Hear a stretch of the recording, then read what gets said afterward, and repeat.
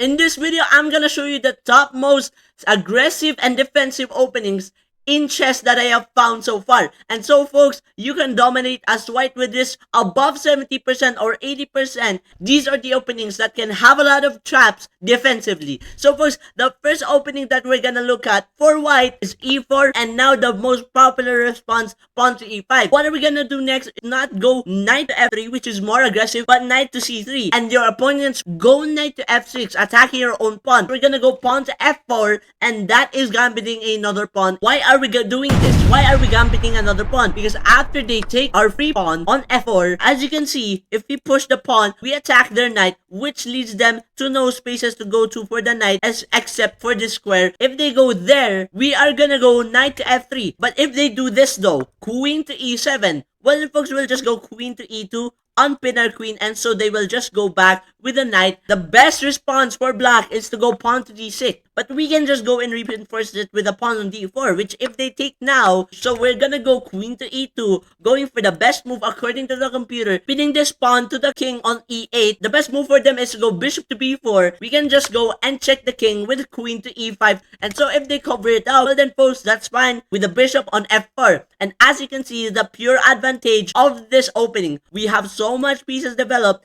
and our king is gonna castle soon on this side of the board. We are also playing aggressively by having this queen, having this bishop, and knights out early on the board. Meanwhile, our opponent is playing very passively with their pieces almost on the back rank.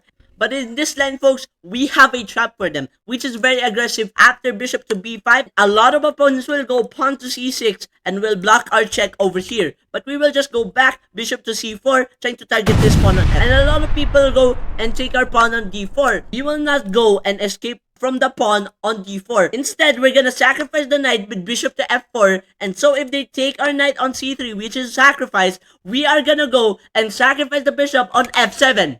Why are we gonna sacrifice the bishop on f7? Well, if they first take the bishop, we'll take their free queen. But if they don't take the bishop and instead go here, there's a poisonous trap with queen to e2, checking the king once again. Bishop blocking on e6. Well then folks, in this line, we will go and take the bishop in e6 because that's just mate in 1. But folks, what if they go here? That's still mate in 1 with the queen to e6. Because after even king to f6, we are gonna go bishop to g5, attacking the king once again. But now the knight cannot block because the king is over here.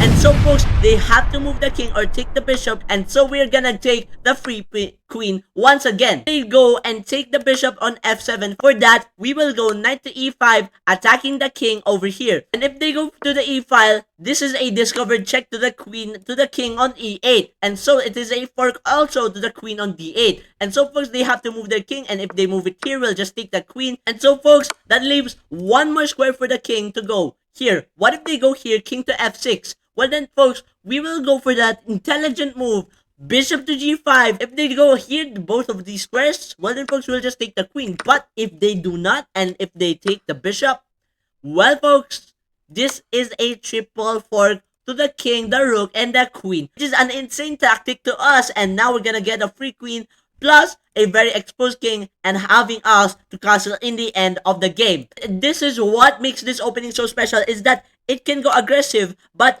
again, you can go castle here fast enough to have your king in defense early on in the game. Let's go on to the next opening. What is the next opening? e4, e5, and of course, knight to f3. And now folks, with both knights developed in the board, we will go pawn to c3. This is still defensive, because after the second most common move, bishop to c5, we're just gonna get this very big space over here on the center of the board. And if they take the pawn on d4, we're gonna go take back the pawn on d4, and there, we are attacking the bishop. If they go here, we are going to go knight to c3, and our king is untouchable. Because if ever they take the knight, we'll still go here for the center, and we'll push this pawn to e5, and now we're gonna castle on this king side. And so, the first common move, knight to f6, this line is much more aggressive. But this knight move, folks, there's some problem with it. So, we're gonna go first to the line of his knight taking on e4. If they go and take our pawn on e4, we are gonna go pawn to d5. So if they go back with the knight, we're gonna go forward with our knight.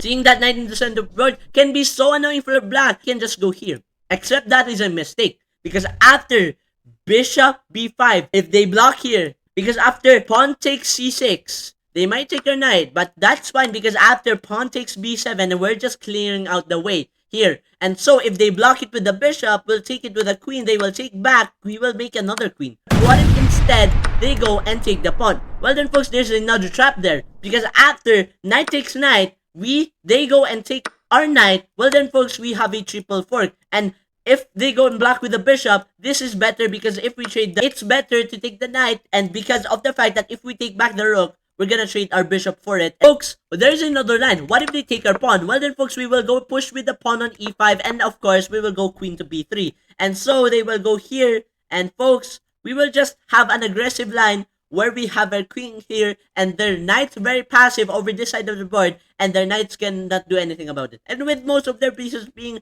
here on the back rank, they cannot do really much to touch our king or check our king, and so we will just castle early on the board, which makes this a good defensive opening. Let's go on to the next opening, which is e4, e5, the same lines, knight to f3 and knight to c6, both knights develop, but this time, we are gonna go bishop to c4. But instead, if they go bishop to c5, which a lot of people will do, we will go pawn to b4. A bit aggressive. But again, if they go and take the pawn on b4, we will go pawn to c3. And so they will go back bishop here on e7 or bishop here on a5. But then folks, we will just go here.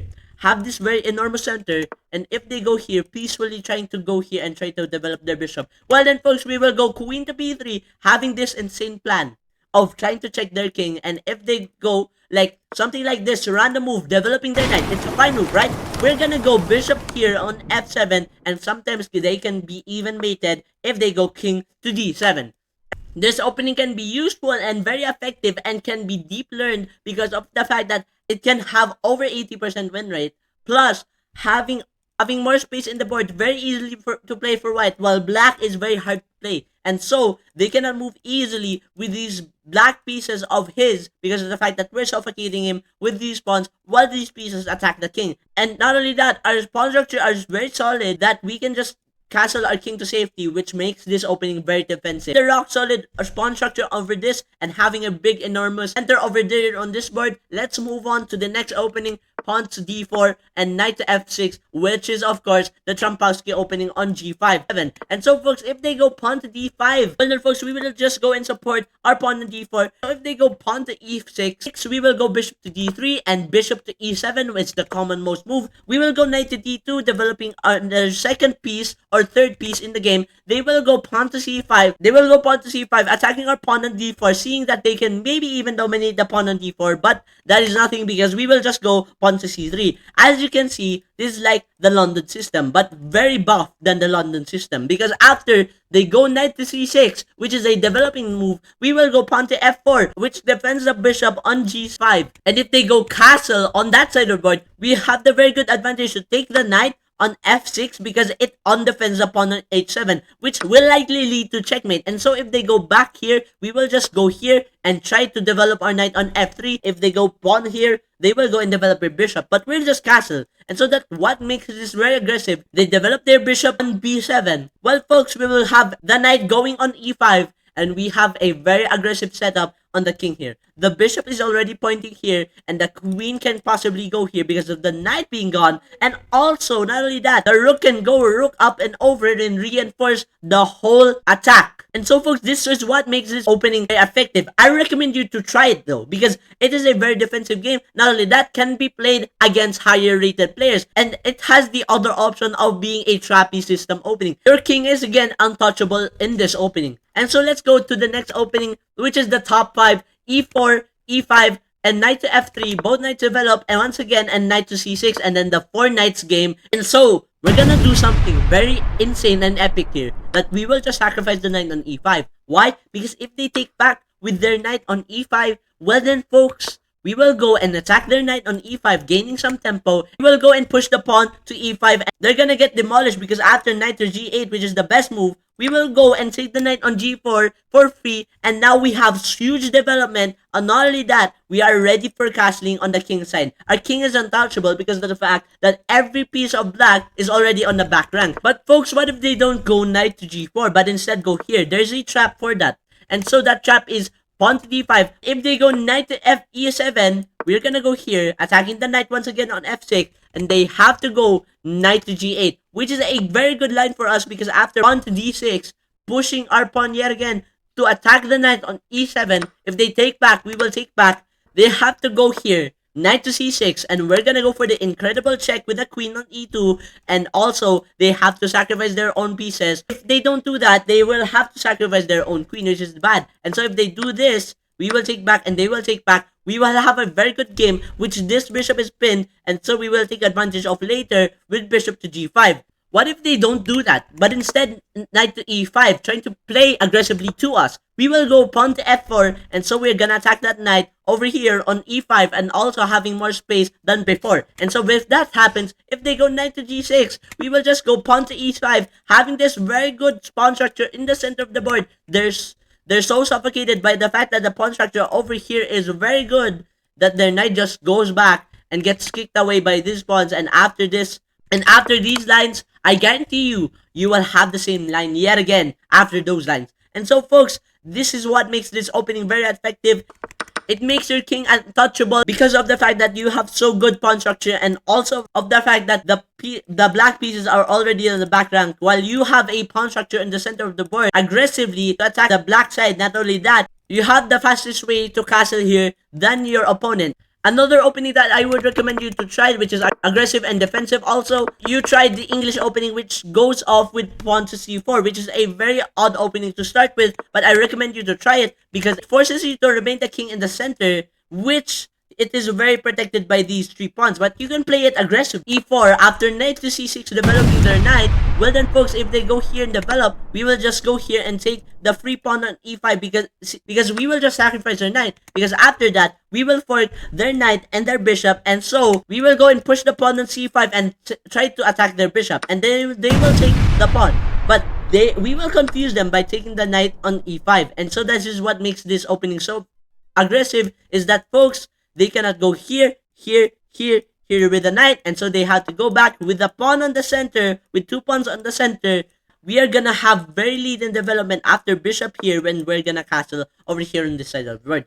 And this is what makes this opening very defensive, because of the fact that early on in the game, there's lots of lines here that you could go pawn to e3 instead of pawn to e4, and so you're gonna develop your bishop this castle your king over here on this side, which is the more passive play and the more defensive play of this. Let's move on to the last opening of this video, pawn to d4, pawn to d5, and so we go for the queen's pawn opening and the queen's gambit. If it gets accepted though, it is a very, very malicious trap for your opponent, because after e4 or e3, which both work very good in such games, let's go first with e4. If they go pawn to b5, hanging on to this pawn because we attacked it with the bishop with pawn to e4, well then folks, we will go pawn to a4, trying to attack that pawn structure on b5 yet again, and they might support it with this. They cannot support it with this though, because if they do, we will take the free pawn, and if they take back, we will take a free rook, and so they cannot do that. Instead, they go here, and we will take the pawn over there and weaken this pawn structure and having this powerful rook. Or we cannot just take at all. We have another option of e3. Well then folks, if they go, because of the fact that if they go here, supporting the pawn yet again, well then folks, we will go pawn here, and if they go here, because after we take the pawn on b5, and if they take back, trying to defend this pawn, well then the rook is trapped on a8. And so folks, this is a very aggressive trap to look into, where there are a lot of traps in the queen's gambit when it gets accepted, and not only taking the center on the board. There's another line here which is more defensive, but it will work for you. And so folks, that line is the queen's gambit decline, and if they don't take our pawn on c4 in the first place, folks, they can go for the queen's gambit decline, and we will go here bishop to g5 later in the game. And with having this very aggressive opening here, because of the fact that we have this pawn here, and also not only that, bishop out here, we are more active in the game, and also gonna castle early on with the board with bishop to e2, and also this, which is a more defensive game because we have solid pawn structure. And I suggest on all of these openings, you can maybe even try all of these openings and try to go for deep theory, because of the fact that it can be also useful for your games. So folks, with that being said, see you guys in the next video. I hope you enjoyed the video. These are the top 7 most defensive and most aggressive openings that I have found so far in the world of chess. See you in the next video. Please subscribe and like to motivate me to make more videos like this. And also, I have also made a new Discord server for the community. See you guys in the next video. Peace out.